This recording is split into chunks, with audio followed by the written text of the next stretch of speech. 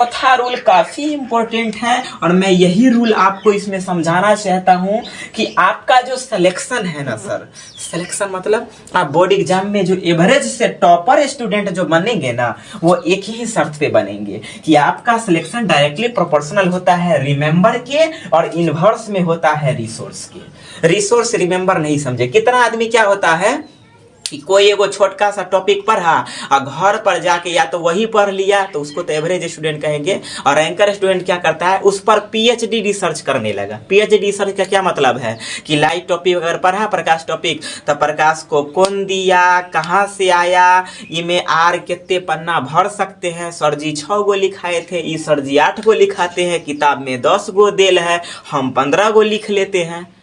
तो आप ये रिसोर्स बढ़ा रहे हैं। ये बढ़ाने से क्या फायदा? आपको टॉपर बनना है। आपको बोर्ड एग्जाम के पैटर्न को समझना होगा कि बोर्ड एग्जाम के पैटर्न में क्वेश्चन कहाँ से आता है और कितना पढ़ना है।